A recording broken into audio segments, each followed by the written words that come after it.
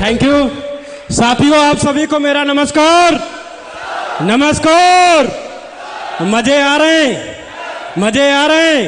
मजे भी बहुत मजेदार होते हैं, लेकिन मिलते उन्हीं के हैं जो दमदार होते हैं। साथियों, नाम मोहित वर्मा, रहने वाला सरोजिनी नगर लखनऊ का हूं। और अगर अपने बारे में बात करें तो कहीं न कहीं आज कहीं न कहीं अगर मुझे सौभाग्य मिला है तो वो कुछ भी बोलने से पहले मैं ऊपर वाले परम पिता को कहीं न कहीं धन्यवाद करना चाहता हूं, क्योंकि अगर आज उनका साथ नहीं होता तो आज हम यहाँ नहीं होते। यस या नो? कहीं न कहीं उनकी असीम अनुकंपा रही, जिसके कारण आज मैं यहाँ पे हूँ।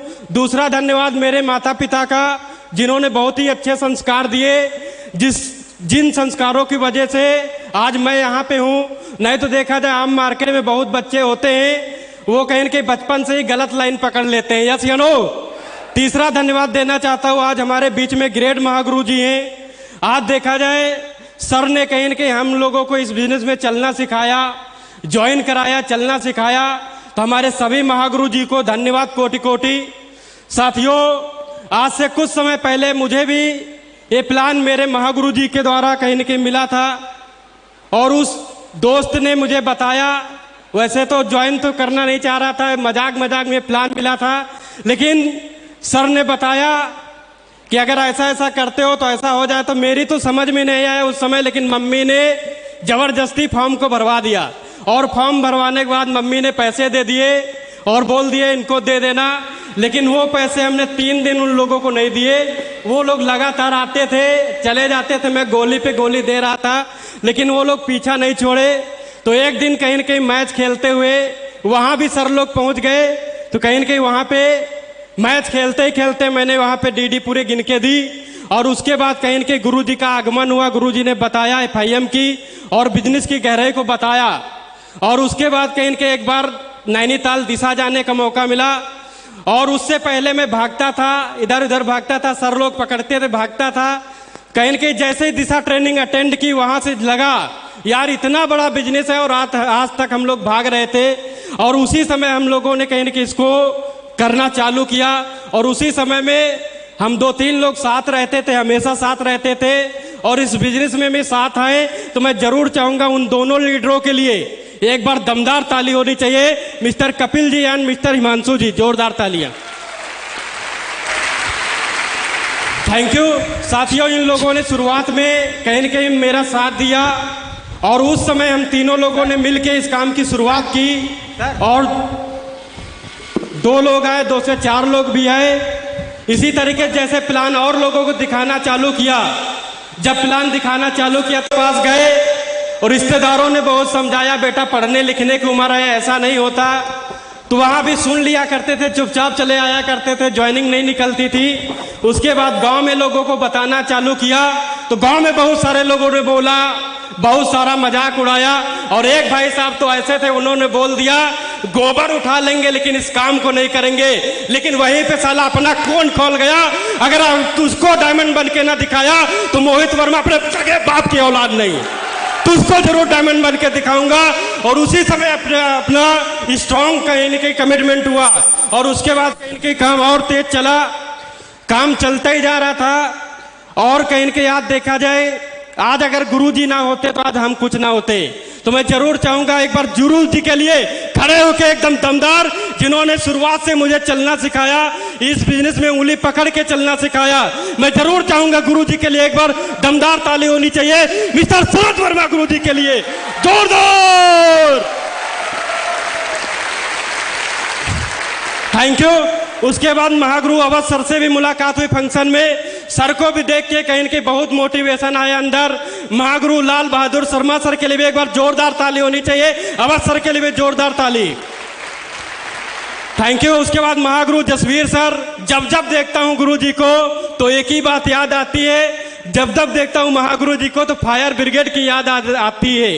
वो आग बुझाकर जाती है और गुरु जी दिल में आग लगा कर जाते हैं। Thank you. साथियों, बहुत सारे अचीवमेंट है। इस काम को करने से पहले कुछ भी नहीं थे, लेकिन आज बहुत सारे अचीवमेंट है। लेकिन इस काम को क्यों करना चाहिए? अगर मैं 2-3 मिनट में आपको जरूर भरोसा, डायमंड तो आपको नहीं बना सकता, लेकिन आज जिस पद तक हूँ वहां तक ले जा सकता हूँ। और एक स्टोरी के माध्यम से आपको बताना चाहूंगा ये हमें बिजनेस को क्यों करना चाहिए। एक बार क्या थे, एक गुरुजी थे और गुरुजी अपने शिष्यों को शिक्षा देने के बाद गुरुजी उन बच्चों की परीक्षा लेने के लिए सोचा और उन बच्चों को बताया कि तुम्हें सुबह 4 बजे कुटी पे आना है। और उसी रात में गुरुजी ने क्या किया, पूरे कुटी तक जाने वाले रास्ते में कांच और कांटे बिछा दिए। और जैसे ही सुबह हुई वो बच्चे आए और उन कांच और कांटों को देखा तो उनमें से एक जो बच्चा था वो समझ गया था गुरुजी परीक्षा लेना चाह रहे हैं। तो वो बच्चा कांटों पे चल के, कांच पे चल के गुरुजी तक पहुंच गया। और दूसरा बच्चा जो था उसने भी सोचा हो सकता है गुरुजी परीक्षा लेना चाह रहे हैं, तो उसने भी कैसे बच बचा के गुरुजी की कुटी तक पहुंच गया। अब तीसरा बच्चा जो था वो धीरे धीरे जितने भी कांच और कांटे गड्ढे थे वो धीरे धीरे साफ करते हुए गुरुजी तक पहुंचा। और जैसे गुरुजी तक पहुंचा तो तीनों बच्चों को कहीं रिजल्ट की बारी आई।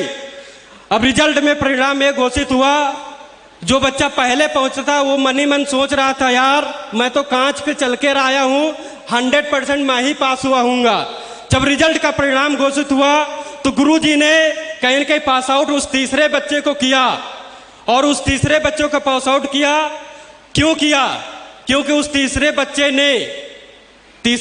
ने जितने भी गले में कांच और कांटे थे उसको साफ करते हुए गुरुजी तक पहुंचा। तो गुरुजी ने बताया बेटा हमने तुमको तीनों को बराबर शिक्षा दी लेकिन तुम दोनों बच के चले आए, लेकिन ये जो तीसरा बच्चा है ये अपने लिए तो कांटे और कांच को साफ करते हुए चला आया और साथ साथ में वो लोग भी, उन लोगों के भी लिए वो रास्ता साफ करके चला आया जो लोग और भी लोग आने वाले हैं। तो इस कहानी से हमें ये प्रेरणा मिलती है साथियों, आज तक हमारे दादाजी ने बच बचा के कहीं न कहीं निकल गए, गरीबी की जंजीर को नहीं तोड़ पाए। पिताजी ने कोशिश किया वो भी नहीं तोड़ पाए, लेकिन आज अगर हम लोगों को मौका मिला है और सेफ शॉप जैसा दमदार सिस्टम मिला है, अगर आज हम लोग बच के निकल जाएंगे उस बच्चों की तरह तो जिंदगी में कभी जंजीर तोड़ने नहीं वाली। आज हम लोगों को कमिटमेंट लेना है और अपने आप से वादा करना है साला इतना बड़ा काम करके दिखाएंगे, इतना काम करके दिखाएंगे। ये गरीबी नाम की जो जंजीर है, जितने भी कांटे हैं, जितने भी गड्ढे हैं, सबको भर के दिखाएंगे, बड़ा काम करके दिखाएंगे। साथियों जिंदगी में मौके बार बार नहीं मिलते, यस या नो? जिंदगी में मौके बार बार नहीं मिलते। आज हम लोगों को मौका मिला है, ऊपर वाले ने मानव को जन्म देकर भेजा तो कुछ ना कुछ बड़ा करना चाहिए। एक और कहानी सुनाएंगे। एक बार क्या था, एक सेठ जी के यहाँ एक लड़का काम करता था और काम करते करते सेठ जी की बेटी से प्यार हो गया और प्यार बहुत लंबा सिलसिला चलने लगा, बात शादी तक पहुंच गई। और शादी तक बात पहुंची तो लड़की ने कहा मेरे पिताजी से बात करो, तो लड़का मान गया और जैसे सेठ जी के पास पहुंचा, मैं तुम्हारी लड़की से शादी करना चाहता हूं। सेठ जी बोले अच्छा, बोले करा देंगे लेकिन शादी करने से पहले मेरी 3 शर्त हैं वो माननी पड़ेंगी। लड़का बोला बोलो। उनने बताया मेरे फार्म हाउस में सांड बंधे हुए हैं और इन तीनों सांड में से एक की पूंछ पकड़ना पड़ेगा। तो लड़के ने बोला पकड़ के दिखाएंगे। लड़के को फार्म हाउस पे ले जाया गया और जैसे ले जाया गया तो जैसे पहले सांड को बाहर निकाला और जैसे पहला सांड निकला तो वो लड़का उसकी सींगे और लाल पीली आंखें देख के डर गया और दूर भाग गया। सेठ जी ने बोला बेटा तेरे पास 3 मौके थे, 2 मौके, 1 मौका तू गंवा चुका है, तेरे पास 2 मौके बचे। और जैसे ही दूसरा सांड बाहर निकला, तैयार हुआ, उसकी उससे भी बड़ी सींग और लाल पीली आंखें, लड़का देखा और बाहर दूर हट गया। अब लड़के ने सोचा यार 2 मौके थे मेरे पास, दोनों तो गंवा चुका हूं। और सेठ जी ने बोल दिया बेटा एक ही मौका तेरे पास बचा है। तो लड़के ने भी ठान लिया यार कुछ भी हो जाए मैं रामकली के बिना रह नहीं सकता, कैसे भी करके इस तीसरे सांड की मुझे पूंछ पकड़नी पड़ेगी। लड़के ने पूरी ताकत लगाई, पूरा कमिटमेंट जोश के साथ पूरा एकदम पकड़ने लिए तैयार था। और जैसे सेठ जी ने ऑर्डर दिया तीसरे सांड को बाहर निकालो, और जैसे ही सांड निकला तो पता चला उसके पूंछ ही नहीं थी। थैंक यू साथियों, इससे पता चलता है हमारे माँ पिताजी ने जन्म दे दिया, गुरुजी लोगों ने पढ़ा के इतना बड़ा कर दिया, 2 मौके तो हमारे पास नौकरी लगी नहीं लगी, निकल गए, लेकिन ये तीसरा मौका हमें मिल चुका है। इसके बाद जिंदगी हमें मौका नहीं देने वाले, अगर इसमें नहीं कर पाए तो जिंदगी में कुछ नहीं हो सकता, कुछ नहीं हो सकता। क्या लगता, मानते हैं? मानते हैं? साथियों, बोलना तो बहुत कुछ है, लेकिन मैं भी आज बहुत कुछ सीखने आया हूं गुरुजी लोगों से। अगर मैं समय ले लूंगा तो गुरुजी क्या बोलेंगे, लेकिन फिर भी साथियों आपको बताना चाहेंगे, इससे पहले लखनऊ छोड़ के नहीं गया, लेकिन आज इंडिया के कोई भी कोना ले लो, कोई भी कोना ले लो, कोई बचा नहीं है। और इसी के माध्यम से हवाई यात्राएं करने का मौका मिला। अभी बहुत जल्द 27 दिसंबर को गुरुजी लोगों के साथ कहीं कहीं थाईलैंड जाने का मौका है।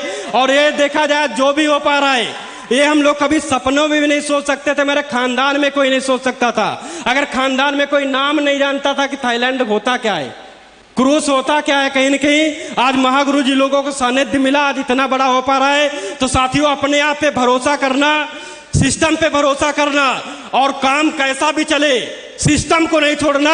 और आने वाले समय में लोग तो मजाक उड़ाएंगे, मजाक उनका भी उड़ाया गया था जिन्होंने प्लेन बनाया। बताओ प्लेन उड़ा कि नहीं उड़ा? लोग लोहा उड़ा उड़ा के दिखाते थे प्लेन नहीं बनने वाला, लेकिन उन लोगों को भरोसा था, उन्होंने अपने आप पे काम किया, अपने भरोसे पे काम किया। आज बताओ प्लेन बन के तैयार हुआ कि नहीं हुआ? लोग बोलते थे ट्रेन नहीं दौड़ेगी, लेकिन लोगों ने दौड़ा के दिखाया कि नहीं दिखाया?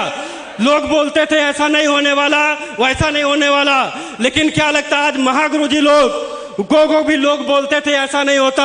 आज हमारे ग्रेट महागुरुजी लोग यूसीए बन के बैठे हुए हैं, बताओ होता कि नहीं होता?